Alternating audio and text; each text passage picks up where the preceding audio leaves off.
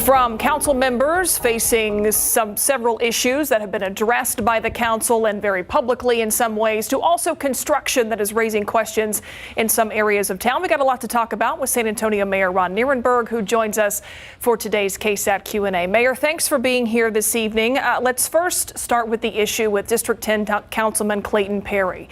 He is now on a sabbatical that he requested to take after his involvement in a hit and run, suspicion of a DWI, though we're still waiting for word on that.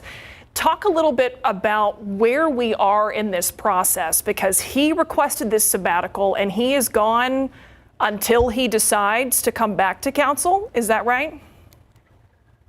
That's correct. I will tell you that first, the only provision within the city charter that permits the city council to remove a member is on the conviction of a crime of moral turpitude.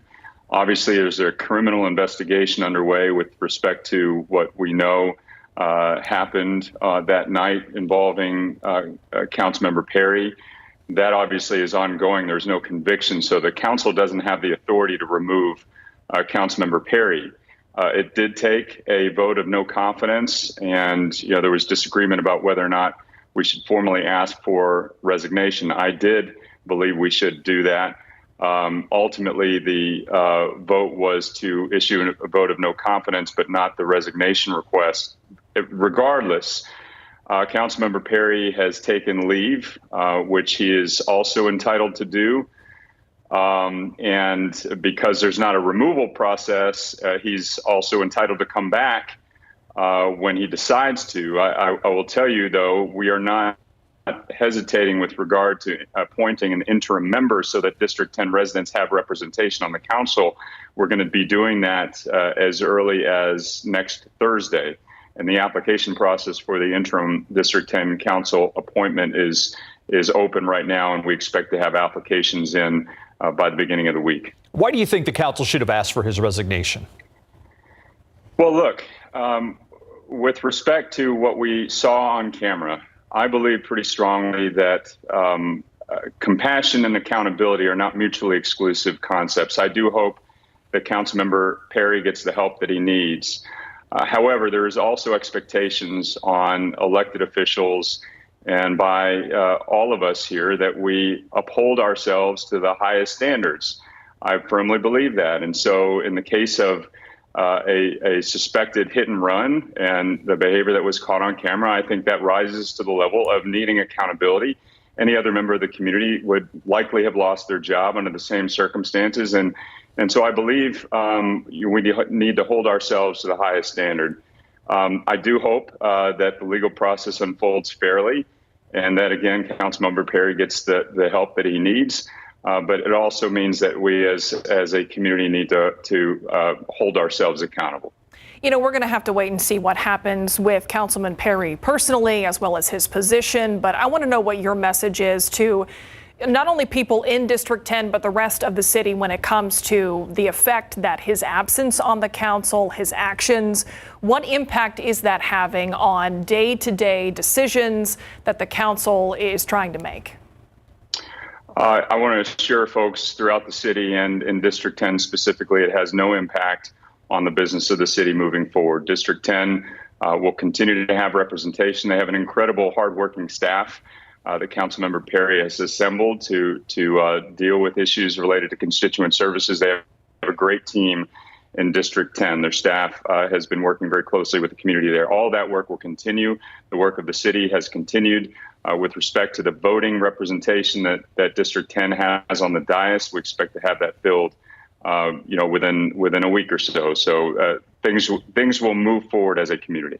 I'm guessing it's a charter issue, but should there be a path to removal? Do you think, whether it's Councilman Perry or something that's going to happen in the future, should the council be able to remove one of its members? I think the way it's written in the charter is proper. I think that's the way it should be. I do think that that every elected body, whether that's Congress or City Council, should hold itself to a high standard, and that's what we will continue to do here in the city of San Antonio. But again, I think that with respect to being able to remove a member, it's got to be under very limited circumstances. In this case, a conviction of a crime of moral turpitude, I think, is appropriate. Keep in mind, the only supervisors, the only boss of the council member in this community is the voters. The only boss are the voters that voted a particular member in. So they should have the right to determine the future of that seat, with very limited exception, and that one being, again, a crime of moral turpitude. We want to switch gears now to ask about construction along the St. Mary's Strip. We are still getting a lot of questions about what is the status there, and yes, a lot of frustration from people who live in the area or travel through there about just the numerous detours that are still ongoing. So can you give us a status update on what that project looks like right now and going forward? First, I'll say I share the frustration of the business owners in that area, and we are doing everything we can to ensure they provide relief. In fact, I talked to the city manager yesterday and repeatedly before that we need to find any possible way to provide some relief to those businesses. It's not just the construction project they've been through. They've been through COVID. They've been through, policy rankling. They've been through a lot of things that have been challenging for any small business owner.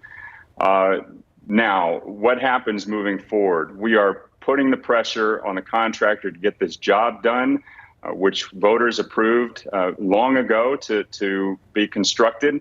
We are trying everything we can to accelerate that project. Right now, I believe the completion date is in the spring of 2023, which is earlier than we had initially thought when the scope was added just a little while ago. So March 2023 is our tentative finish date. In the meantime, we are trying to accelerate all aspects of this project to get things open and so people have access to it. Moving forward, we don't want to find ourselves in this situation again.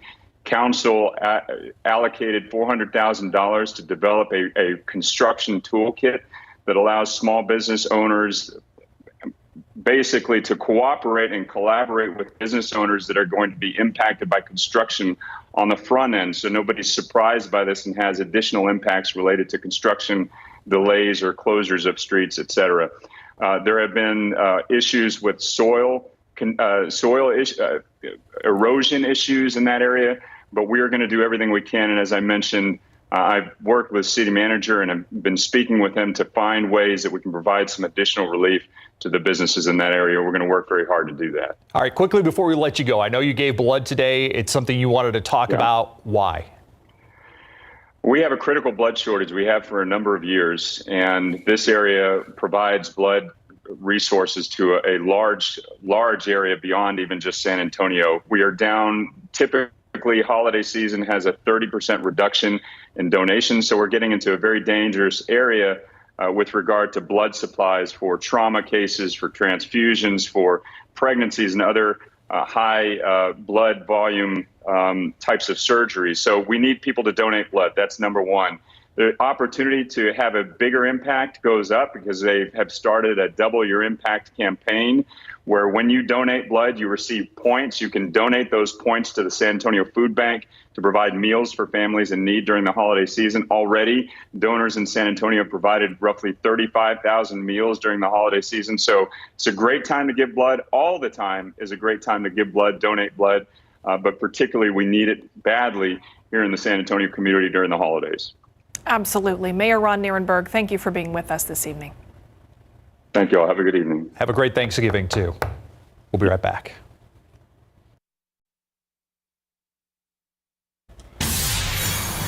Today marks a dark anniversary in U.S. history, a date that most people alive at the time still remember vividly. President John F. Kennedy was fatally shot 59 years ago, November 22nd, 1963, while riding in a motorcade driving through Dallas. The wounded president immediately taken to the hospital where he was pronounced dead shortly after arrival. The accused gunman, Lee Harvey Oswald, shot and killed by nightclub owner Jack Ruby during a prison transfer 2 days after Kennedy's assassination.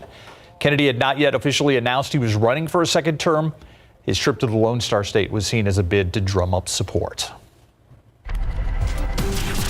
Let's take a look outside with live cam this evening. You can just feel the gray out there. It's misty, but not quite as rainy as it was yesterday, Adam. Yeah, I feel saturated.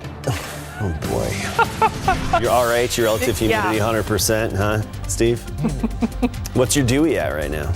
Oh, yeah, that's a question you need to be asked. What you're doing? That's kind of personal. Temperature definitely meets I'm your going to dew keep it to point. myself, if you don't mind. Well, right now, our relative humidity is nearly 100%. Air temperature 52, and we're really just going to see a few degrees drop later on tonight. Pretty much steady temperatures near 50 tomorrow morning. Dampness is going to continue, and I do anticipate actual more appreciable rain for parts of Thanksgiving. I'll break that down for you and help you time it out in just a bit.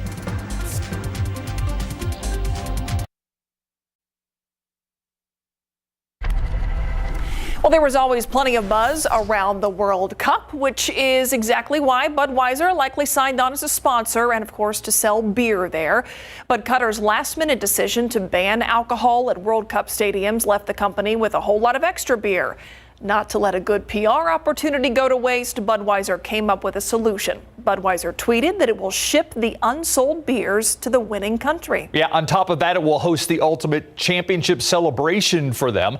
Budweiser's dilemma began last week, just a few days before the World Cup was set to begin, when Qatar announced the 8 World Cup stadiums couldn't sell alcoholic Budweiser. These are pallets and pallets of Budweiser that they were getting ready to sell in that country. It left fans with only one option for beer, non-alcoholic Bud Zero. Qatar, a Muslim nation that tightly regulates alcohol sales and usage.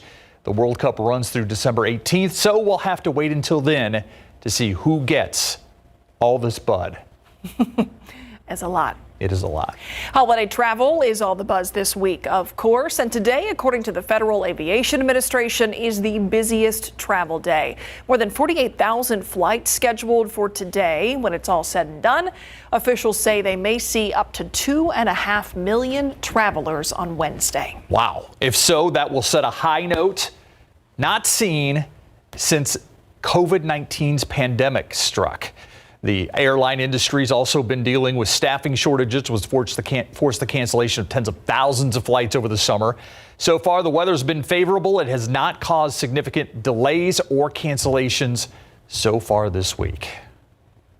That's good news, but of course, if you're staying home for the holiday, everyone's wondering, well, what's the weather going to be like on Turkey Day? Or maybe doing some driving like I'll be doing. Yes, well, and you headed north, right? Yep. You get I-35, don't you?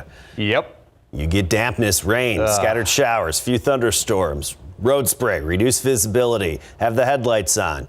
You'll be switching the windshield wipers from intermittent to steady. You know the drill. You're making it sound also inviting. Don't I? All right, I'm sorry folks will have to deal with this, but take a look at our Thanksgiving Day rain chances. Highest in the morning. We're talking before sunrise through about 11 a.m. That's when we have it at 60%.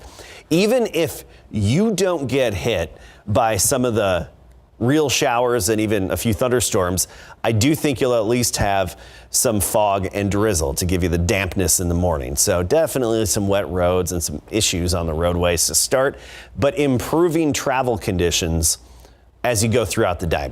By the afternoon and evening, we'll see most of the rain move out of town. It's going to be far east of town, and actually we could have a little bit of clearing by the evening hours on Thanksgiving. But basically here to Dallas, here to Houston, everywhere in between, we'll probably have some areas of rain on Thanksgiving Day. Here's the latest right now. We really don't have much detectable on the radar because this is all below the radar beam. It's just drizzle, it's fog, it's a stratus cloud near the ground. That's pretty much all it is. But what we're watching is the system coming ashore in the Pacific Northwest, causing some precipitation there, and one just off the Baja Peninsula. These two systems will be coming together and converging into a big cutoff low pressure system right over Texas for Thanksgiving and even Friday thereafter. And it'll affect our weather here. So let's talk about it. First of all, tomorrow it's more of the same. This is 9 a.m., low clouds, drizzly dampness, a few sprinkles coming and going throughout the day, but probably not the kind of rain that really adds up to much, a few hundredths of an inch here and there. Once we get a little closer to sunrise on Thursday, Thanksgiving morning, that's when we'll have even, I think, denser fog and more pockets of Real rain starting to develop with some scattered showers and a few thunderstorms. This is 9 a.m. Thursday morning. Notice it's not hitting everybody. The actual showers aren't, but I do think the drizzle and fog will be widespread. Then that scattered activity comes and goes through the early afternoon and then dissipates and tapers off by 4 or 5 o'clock, and especially by sunset. So in the morning on Thanksgiving, wet roads, reduced visibility. By the afternoon, fewer showers and storms left over with some improving driving and travel conditions. In the evening, we could even see a little glimpse of the sun right before sunset. There is that possibility. Depends on far east that clearing line makes it. Right now, we've got the drizzle and dampness. Look at the temperatures. 47 for the low and a high temperature of 54 today. That's all we could do, get up to 54, but we'll be on a little bit of a warming trend. Right now we're in the low 50s. Tomorrow morning, that's basically where we're going to start the day. Currently 52 Pleasanton and New Braunfels, Hondo at 52. Tomorrow morning, right near 50 degrees. By the afternoon, an improvement upon today, but not a significant warm up, close to 60. Downtown about 60 degrees, Timberwood Park 59, Leon Springs 57. Cloudy again tomorrow with that dampness. Then we get into Friday or Thursday and we'll be even warmer, 68, and you'll notice the humidity on Thanksgiving. Then temperatures fall off a bit on Friday, lower humidity, 58 degrees, but do anticipate some areas of rain for the first part of Friday. Thereafter, this weekend, great weather to get the Christmas decorations out and get everything fired up for Christmas, sunny and near 70. Wow, beautiful. You know what you should do on your drive? What should I do on my drive? Listen to some thorough Ravenscroft. Or Gryffindor, whatever. I'll listen to his greatest hits, that one song over and over again. Welcome to my world with two little ones in the back. That's why I know it. We'll be right back.